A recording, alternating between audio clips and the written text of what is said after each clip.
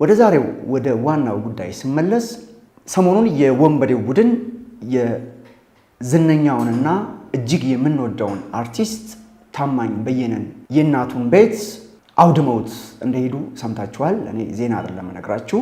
ይህ ቡድን እንደሚታወቀው ከዚህ ቀደምም ይታወቃል። በመላው ሀገሪቱ ያልሰራው ግፍ ያልሰራው ተንኮል እያንዳንዳቸውን ኢትዮጵያውያን እናቶች ሲያስለቅስ የነበረ ቡድን እንደሆነ ይታወቃል።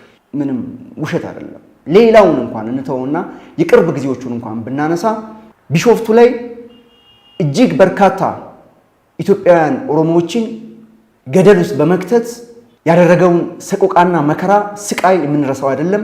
97 የአዲስ አበባ ወጣቶችን ግንባራቸውን ሲል የነበረ ቡድን ነው። በዚህም እጅግ የኢትዮጵያ እናቶች ያለቀሱበት ጉዳይ ነው።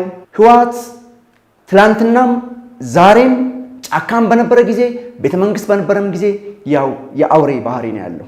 ፍጹም በምድር ላይ ለሰዎች ቅንጣት ታክል ክብር የሌለው አውሬ ቡድን መሆኑን አስመስክሯል። ይህ ሊጥ የሚጠጣ ቡድን፣ ይህ አጋንንት የሆነ ቡድን፣ ይህ ከውስኪ ወደ ሊጥ የተዘዋወረ ቡድን ሰሞኑን የታማኝ በየነን እናት ቤት ሄደው እሳቸውን በማጣታቸው ቤተሰቡን ጠቅላላ በማጣታቸው ቤት ውስጥ ያለውን ነገር ሁሉ አውድመው የለመዱትን ሊጥ ጠጥተው ነው የሄዱት።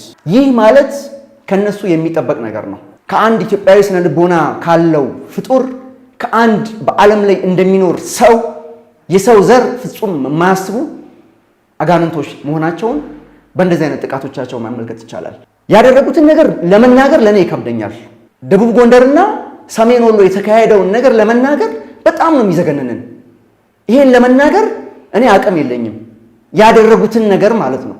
ስለዚህ ይሄን አውሬ ቡድን፣ ይሄን ጨካኝ፣ ይሄን እርኩስ ቡድን ኢትዮጵያውያን ማንነቱን እኔ አልነግራችሁም፣ የሚታወቅ ነገር ነው። ወንድማችን ታማኝ በየነ ዘንድሮ ከሚኖርበት ዩናይትድ ስቴትስ ኦፍ አሜሪካ መጥቶ እዚህ ጥቃት ለደረሰባቸው ለተፈናቀሉ ወገኖቻችን ብሎ ብዙ ነገር ሲደክም የነበረ ሰው ነው።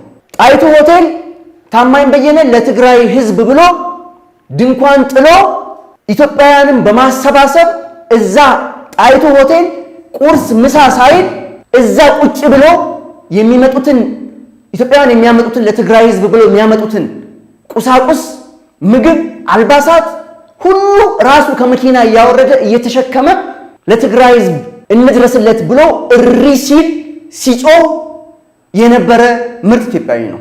እከሌ ትግራይ ነው፣ እከሌ አማራ ነው፣ እከሌ ኦሮሞ ነው፣ እከሌ ጌዲዮ ነው፣ ሲዳማ ነው፣ አማራ ነው፣ አፋር ነው፣ ሶማሌ ነው ብሎ የማይለይ እውነተኛ ኢትዮጵያዊ ነው ታማኝ በየነ። ስለ ታማኝ እኔ መናገር አልችልም፣ ታውቁታላችሁ።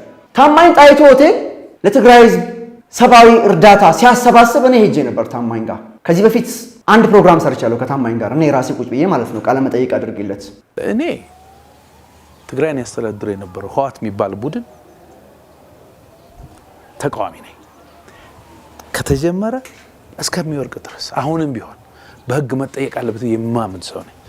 ግን ፖለቲከኞቹ ምን ያደርጋሉ? ይሄንን በትግራይ ህዝብ ይከልሉትና ትግራይን እንዲህ ሲል ኖሮ ምን አገባው፣ ትግራይን እንዲህ ፖለቲካ ሄደህ የትም ማቋቋም ትችላለህ። ህዝብ እንደ ህዝብ ግን እንደዛ ልትፈርጃ አትችልም። ያ ፖለቲካ ባመጣው ጣጣ የሚጎዱ እናቶች ግን ይመለከተኛል፣ ህፃናቱ ይመለከታል። ዓመት ህወሓት ያስቀየምህና የበደለህን ይበላቸው ነው የምትለው? ቁጭ ብለህ የትግራይን ህዝብ ይበለው ይራበው ነው የምትለው? ምን ያደረገና ነው? መተከል ውስጥ አፈር ጭረው ጎጆ ሰርተው የሚኖሩትን አማራዎች አፈናቅለህ ይበለው የምትል ምን አይነት ሰውነት ነው ይሄ? ምን አይነት ፖለቲካ ነው? እና ዜጋው ራሱ እንዲመረምርና ኃላፊነት እንዲወስድ ነው።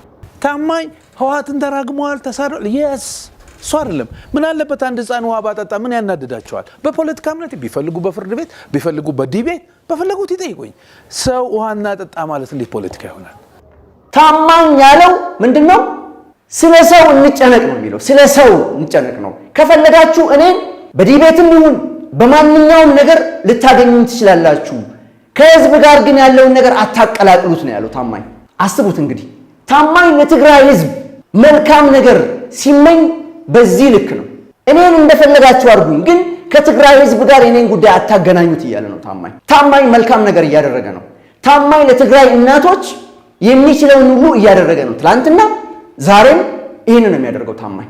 በተቃራኒው ደግሞ ሄደው እነዚህ አውሬዎች የተረገሙ የታማኝን እናት ቤት አውድመው አፍርሰው ሊጣቸውን ጠጥተው ሄደዋል።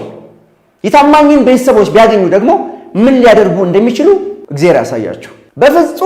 በፍጹም የሰው ልጅ የማያደርገውን አረመኔያዊ ድርጊት እያደረጉ ያሉ ስብስቦች ናቸው። በዚህ ደረጃ ናቸው። ታማኝ እኔ በተደጋጋሚ ሄጃለሁ ጣይቱ ሆቴል። እዛው ቁጭ ብሎ ነው የማገኘው። ዛሬም ሲሄድ፣ ነገም ሲሄድ፣ ተነጎዳያም ሲሄድ ሄጄ አየዋለሁ። እዛው ቁጭ ብሎ በቃ በላይ አስቅም እንደ እኔን እንኳን ዛሬ ስታገኝ አስቅም እንደ ብሎ ሊያስቀኝ ሞክሯል። እኔ አልስቅማ።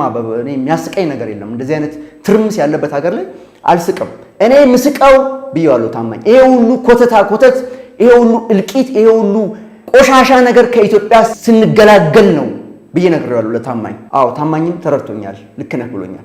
እውነት ለመናገር አሁን የምንስቅበት ጊዜ አይደለም፣ የምንጨፍርበት ጊዜ አይደለም። በጣም እጅ ላይ ተያይዘን የምንጓዝበት ወቅት ነው በቃ።